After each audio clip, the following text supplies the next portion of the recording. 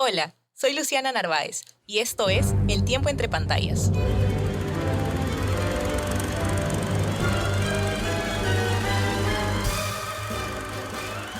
En el episodio de hoy conversaremos acerca de la transición al cine sonoro, los cambios que este implicó y cómo la llegada del color impactó en la estética y narrativa del cine. Pero antes de sumergirnos en estos temas con nuestro invitado, entremos en contexto.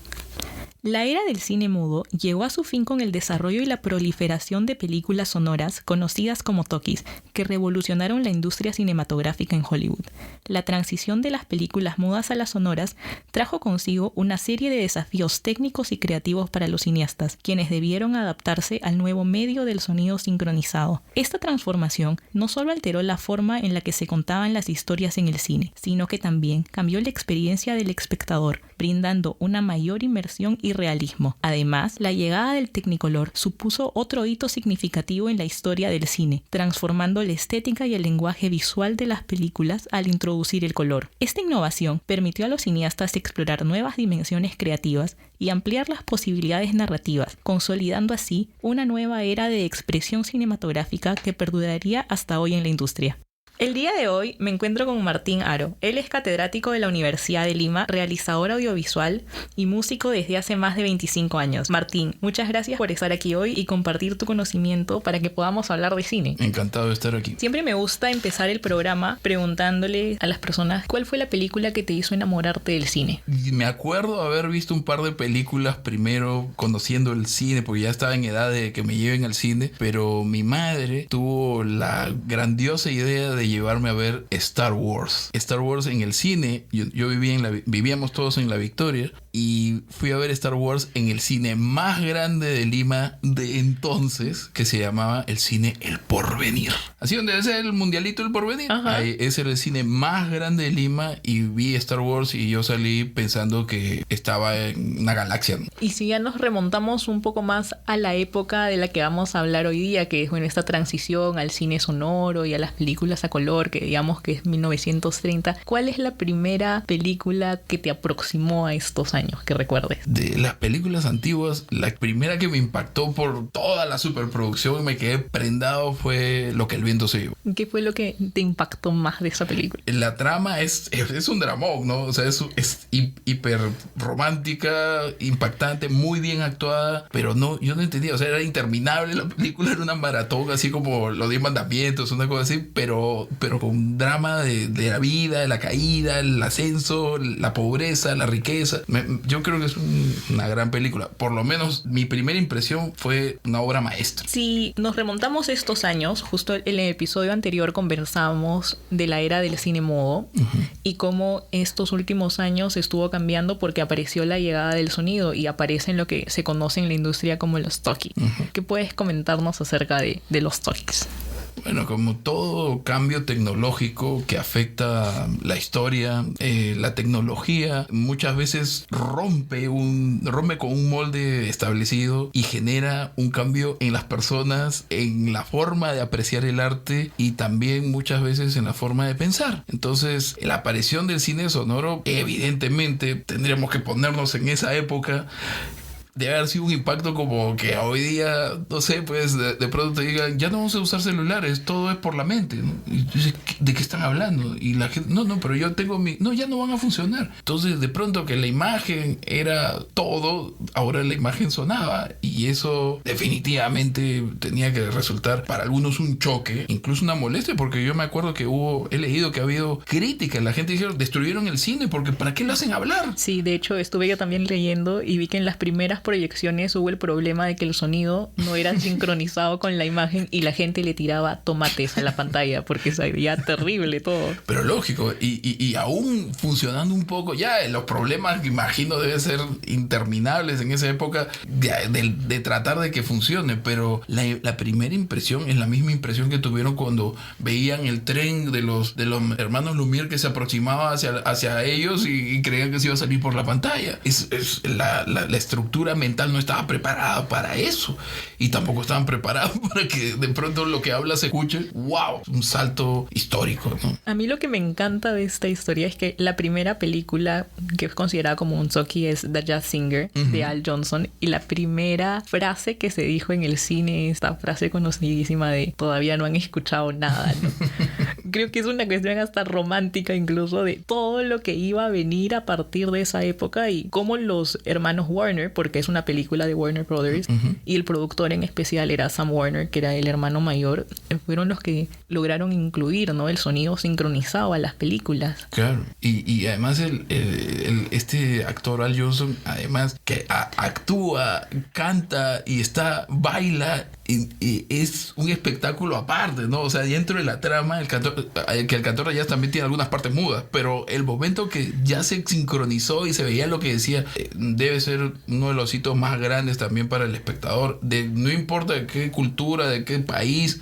Yo creo que fue la revolución, ¿no? Él marcó, o sea, con su apariencia, con su voz y con la música que le pusieron, un antes y un después. Un antes y un después. Definitivamente. Y si bien la película ahora en los últimos años ha recibido cierta crítica, no porque Al Johnson practicaba lo que se conocía como el blackface, claro. Creo que a veces se saca de contexto, no porque era una práctica hasta normal para esos años, y eso no puede quitar la importancia o el impacto que tuvo esta película para lo que es en general la historia del cine. No, evidentemente si lo analizamos con los conceptos que hay ahora, con los juicios que se emiten ahora sobre el pasado, bueno, entonces todas las culturas fueron malas y todas las culturas fueron erróneas y todos tuvieron abusos, segregación y todo, porque las costumbres de hace 100 años nomás eran mucho más radicales que lo que vivimos ahora. Y hace 200 o 500, comparado como vivimos ahora, era una tierra salvaje, que la humanidad era loca, sacrificaba gente para honrar al sol. O sea, hay que entender las cosas en su contexto, y evidentemente muchos actores representaban personajes y se pintaban con betún porque los afroamericanos, morenos, negros, oscuros, están prohibidos de aparecer o están segregados o relegados a ciertos papeles. Claro. Entonces está prohibido, como ha habido persecución todas las épocas y está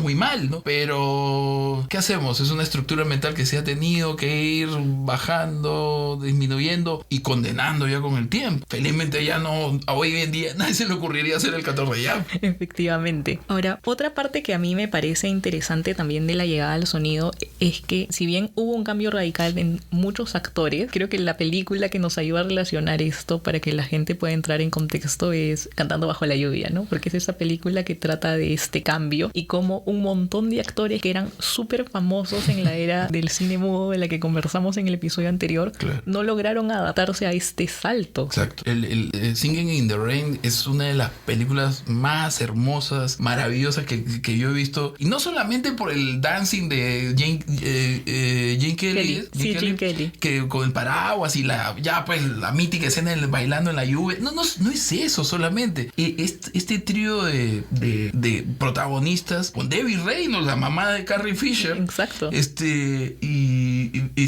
Bailan y cantan, pero detrás de esto hay una historia de lo que nos estaban ocultando, ¿no? Las verdaderas voces que se sacrificaban por los actores que tenían mala pronunciación o fea voz. Singers o ghost actors, claro, de esa época. Y esa revelación de mira quién realmente canta cuando lo suben el telón y la chica está haciendo playback y la verdadera cantante era ella que estaba atrás, sacrificada. Antes era algo normal, pero bueno, tuvieron que dejar de lado. Creo que todos dijeron que Rodolfo Valentino, que era el cuero de la época, quedó totalmente en el olvido. Nadie lo entendió.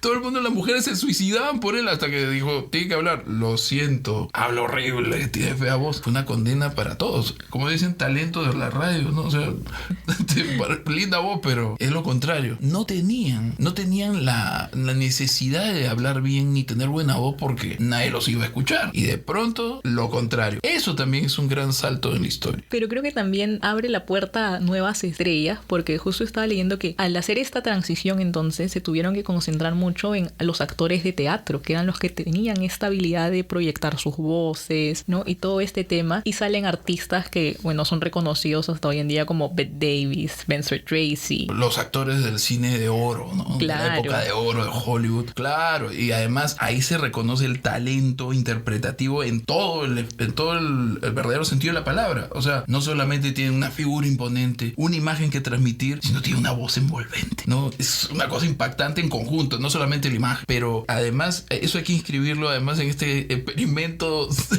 tecnológico que significa ahora escuchar lo que dice, crear máquinas y construir máquinas que te permitan hacerlo y que suene bien. Yo creo que para esa época debe haber sido de verdad un reto hacer que eso suene bien. Y tú ves las películas ahora y es una maravilla. Por supuesto. No, y de hecho, dentro de lo que revisaba información, lo presentan estos años como una revolución en la industria cinematográfica porque todo el mundo tuvo que volver a aprender cómo hacer su profesión porque el camarógrafo nunca había pensado en cómo adaptar un micrófono, tenían que esconderlo, las cámaras de por sí eran equipos mucho más grandes que sonaban y tuvieron que crear estas cajas para meterlas de vidrio y con el tiempo fue evolucionando, por supuesto. Esta película que dieron hace poco donde sale una escena donde Babylon, cuando el tipo se queda adentro, estaba grabando que te repetían por 10ª o 20ª vez la escena y cuando abren se cae muerto porque estaba metido en la cabina de audio, ¿no? O sea, sí, esa es la sensación de la experimentación, la sensación de pasar en la época de Chaplin que tenía unas cámaras gigantes y él decía, ¿por qué siempre? Hay una biografía muy buena de Chaplin que se llama Historia de mi vida y cuenta cómo él veía, siempre hacen el mismo plano y él se atrevió a hacer planos más cerrados, a cambiar la posición y por las cosas que él también tenía y el éxito que logró, comenzaron a crear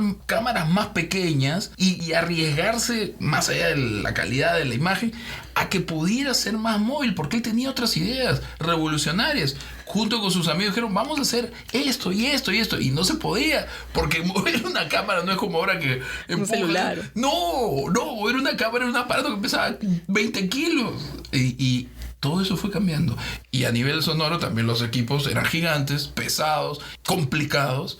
Y poco a poco se demoraron mucho, eso sí, se demoraron mucho en hacer el sincro, pero finalmente se logró. Efectivamente. Y también hay personas que lo ven, historiadores del cine, que lo ven como, si bien es una revolución a gran escala, hubo un retroceso porque la cámara tuvo que dejar de moverse porque no eran capaces de manejar el audio y los planos se volvieron más estáticos durante unos años hasta que, claro, lograron adaptarse. Pero el número de películas, justo yo estuve leyendo, tan solo en 1928 con The Jazz Singer, ya Warner Brothers había hecho 36 películas sonoras, o sea, se llevaron de encuentro al resto de los estudios. Pues ahí está la diferencia, Esto es como dicen, no, eso ya es pasado de moda. Ahora vamos a invertir todo nuestro dinero para lograr hacer sonoro. La gente vende sonoro, ya nadie... Es más, sí se siguieron haciendo un montón de películas mudas. City Lights, que fue una mezcla de los dos. Exacto. Chaplin rebelde, su personaje nunca iba a hablar. Y de tiempos modernos, todo eso lo hizo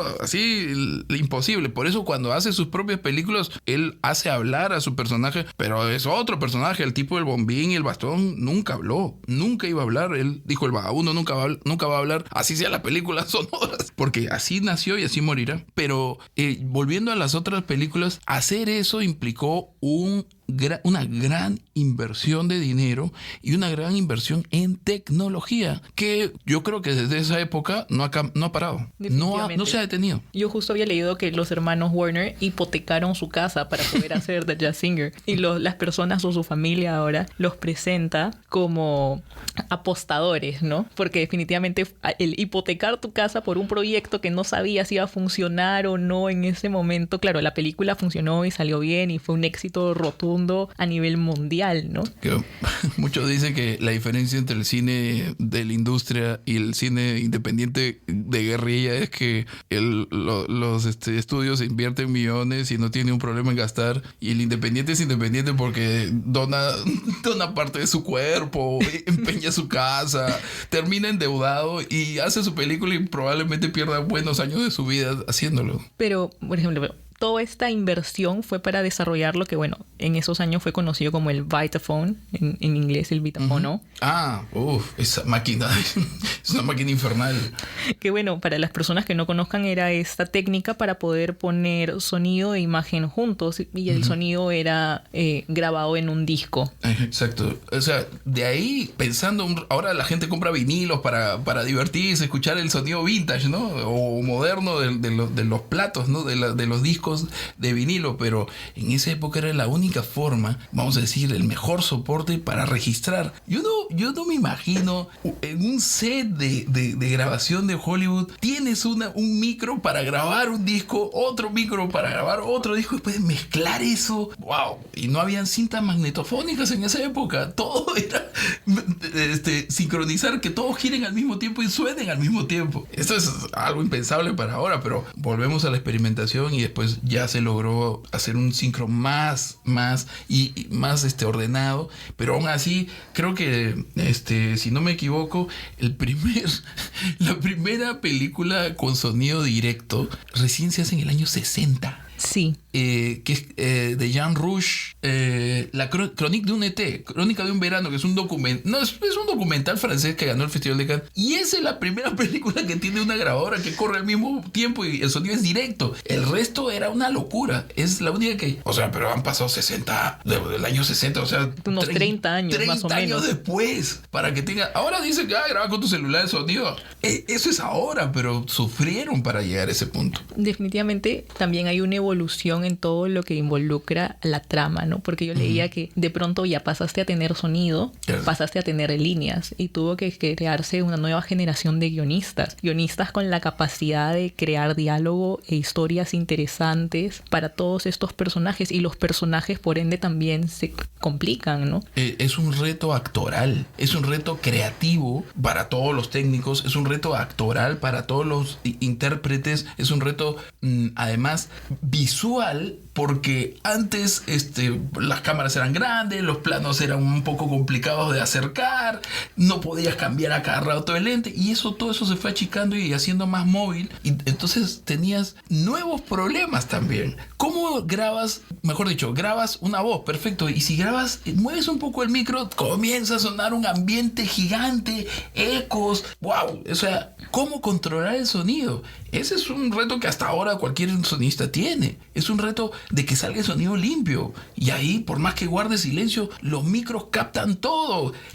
Incluso, ya no se utilizan cámaras de cine haciendo más, pero es irónico que durante décadas enteras, creo que hasta ahora, las cámaras, lo primero que sonaba, y no se dan cuenta, es... que era el motor de las cámaras. El motor de la cámara. Tú puedes guardar, está en una biblioteca así, silencio.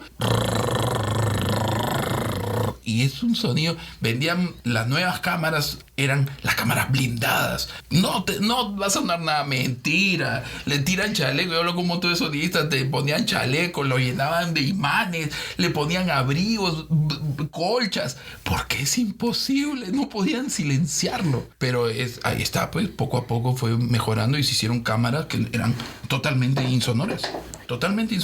Claro, y eso ha sido con el paso de todos estos años y el avance de la tecnología. Verdaderamente es sorprendente cómo en esta época se lograron hacer estas películas, y películas tan buenas que hoy en día siguen siendo, bueno, ya son clásicos verdaderamente. Y que tú los ves y son... No te imaginas todo lo que hay detrás, y es un deleite, ¿no? Dice, ¿cómo podía ser? ¿Con qué tecnología han hecho eso? En esa época es maravilloso. Y también en toda esta época y en todo este nuevo Star System, también inicia todo lo que sería el sistema de contratos por parte de los estudios, que involucraba ya no solo a los actores o a las estrellas como quizá fue en la época del cine mudo, sino también a los directores, a los sonidistas, y te contratabas a tu equipo por 7 años.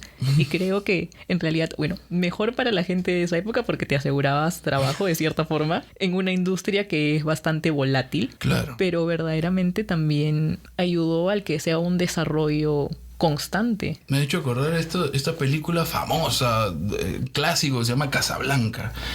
Y cuando hicieron, todo el mundo dice Casablanca, qué lindo, Ingrid Bergman con Humphrey Bogart, qué maravilla, qué maravilla. Cuando hicieron Casablanca era una película más de las 200 que tenía que hacer Humphrey Bogart. O sea, oye, ya este año 3 películas al año, y también está Casablanca, hizo todo. Y de pronto la gente se enamoró de esa película y se volvió un clásico. Pero era una película menor. Una X. Claro, tú la ves ahora, wow, qué maravilla. Pero no era, ese era el nivel de producción. Exacto. Y incluso hay muchas historias, a mí me da risa porque yo leí hace tiempo esta historia de Clark Gable. Uh-huh. Clark Gable tenía el contrato con la Metro-Goldwyn-Mayer. Uh-huh. Y no quería hacer una película que le habían mandado a hacer. Y el hombre simplemente no quería hacer la película. Y los productores le dicen, escúchame, tú tienes que hacerla, quieras o no, está en tu contrato. Y esa película es It Happened One Night. Qué hermosa. Y se termina ganando el Oscar a Mejor Actor. Qué bueno, eso es un clasicazo, hermosa película. Pero me has hecho acordar también que la industria ahí es donde empieza a oler ahí, este da éxito, este da taquilla, listo. Estás en exclusiva para mí por 10 películas en los próximos 5 años. Así, eran contratos que además los atrapaban, era exclusivo, no podían actuar en ningún sitio. Y claro, habían películas y películas también, ¿no? Pero la era de Hollywood es la era de la megaproducción, la era del despegue, así como una gran industria, que ya lo habían sido antes, pero habían hecho antes, pero bueno, digamos pues que acá se consolida. Ahí se consolida, claro, y muchos dicen que esa es la época de oro. Y también en paralelo el cine mexicano, que también se constituye como una industria, pero de oro. Después que pasó ahí un hueco por la Guerra Mundial, por la primera, y la primera no tanto, pero sí la segunda, que fue devastadora, y ya implicó un receso en las artes y una redirección, diría yo, de los discursos y de las producciones. Ya no era tan mensaje. Antes todos eran amigos de todos. Antes todo, una guerrita, bueno, pero después de la Guerra Mundial se redireccionan muchos mensajes y se consolidan los grupos económicos que van a producir en Hollywood. Entonces ahí vienen persecuciones, enemigos, temáticas de guerra, Dios mío, o sea, ¿cuántas películas de guerra hay? Es increíble.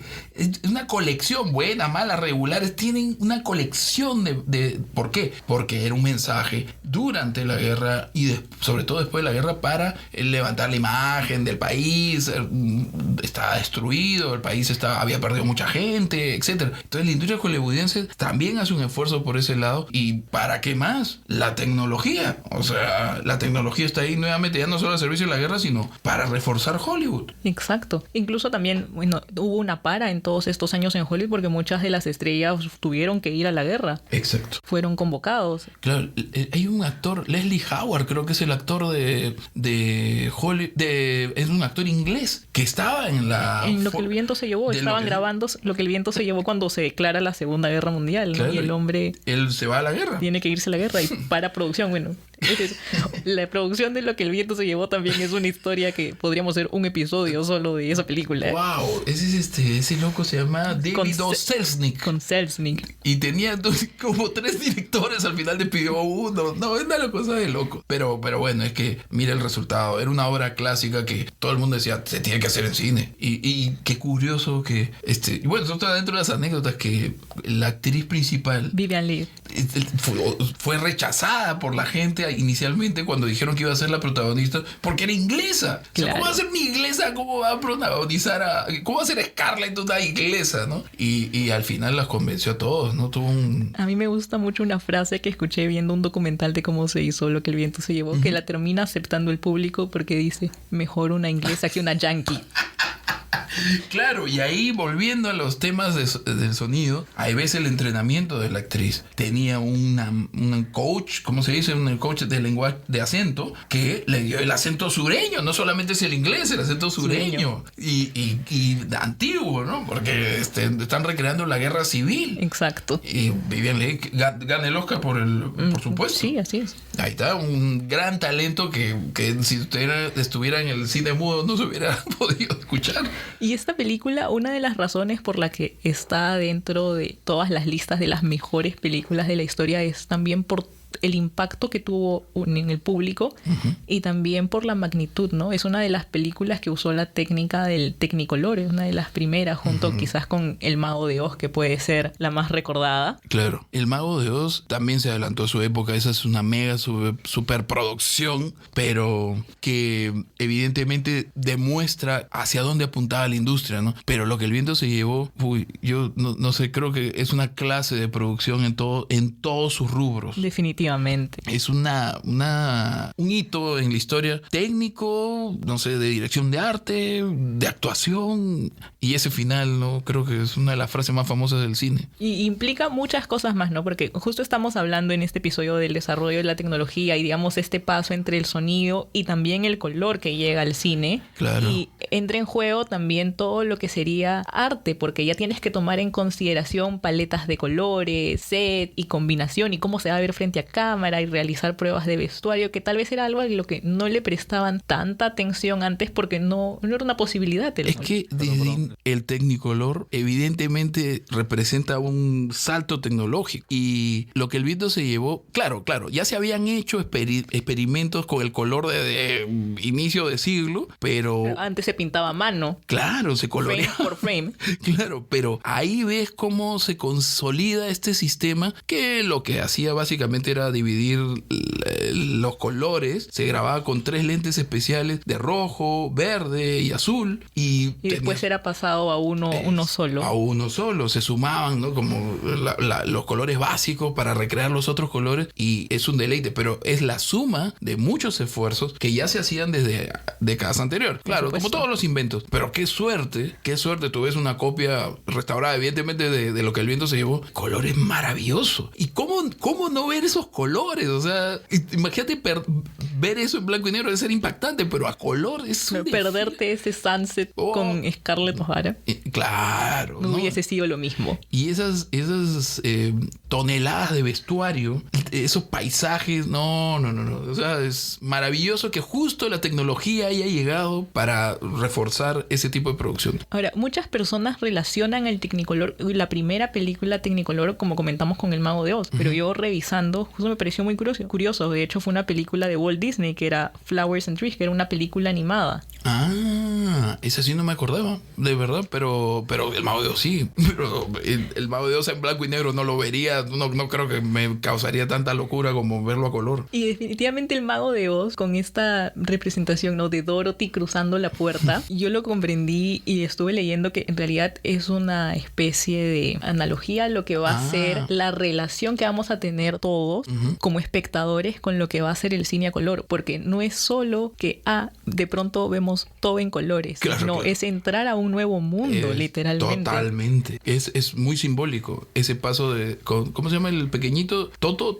De Toto con Dorothy. Claro, que se lo lleva el huracán. El huracán y la vieja de la escoba, ¿cómo se llama? La bruja mala del oeste. Y aparece en este mundo colorido y saturado de cosas. Es muy simbólico. Y justo estaba leyendo un dato que me pareció muy curioso de cómo grabaron esa escena, porque todo el inicio del Mago de Oz es en color sepia. Sí, claro. Y abres la puerta y ya vemos todo a color. Y de hecho, la persona que vemos en el color sepia no es Judy Garland. Es su doble, porque todo el set había sido pintado en color sepia. La ropa de la actriz era sepia y la habían pintado a ella en sepia. Entonces ella cruza y vemos a Judy Garland ya en color. ¡Qué bueno!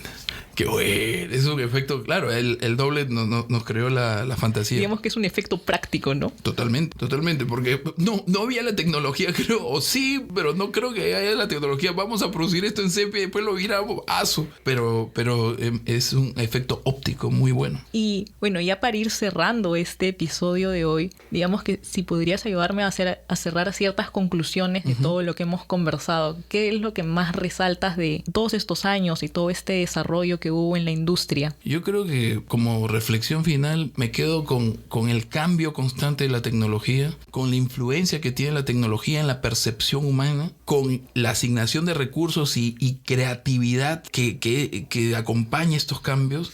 Y creo que el arte se ve beneficiada con estos recursos constantemente, ¿no? Y lo mejor es que ahí están las películas, están para verlas, están las series también ahora. Es una enseñanza y que creo que hay que entender todo el esfuerzo y sacrificio que implica crear esta tecnología y todo el esfuerzo y sacrificio que significa saber usarla para llevar a cabo un buen producto. Yo también aprovecharía como para invitar a las personas a mirar estas películas, porque si bien tienen más de 50 años y muchas veces las personas las pueden llegar a considerar ahora aburridas o anticuadas, yo creo que si les dan una oportunidad van a descubrir el inmenso valor que tienen. No, si quieres saber por qué ahora, no sé, Star Wars es tan buena y Star Wars, yo que como fanático de Star Wars me encanta toda esta simbología y todo este universo, bueno, tienes que ver el cine de Kurosawa, porque la mitad de los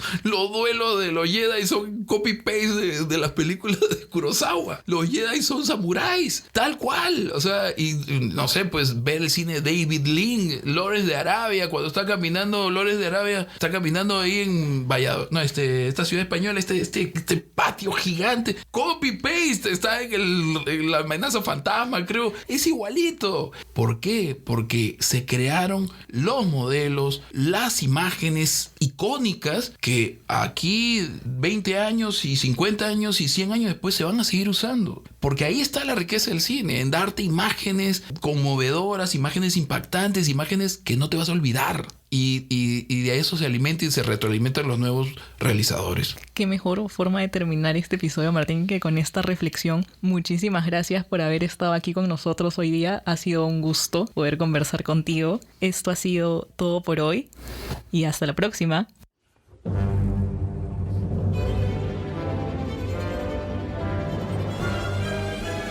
Acabas de escuchar El Tiempo Entre Pantallas. Puedes encontrarnos en las plataformas de Spotify y Apple Podcast. Si quieres saber más de nosotros, puedes buscarnos en Instagram.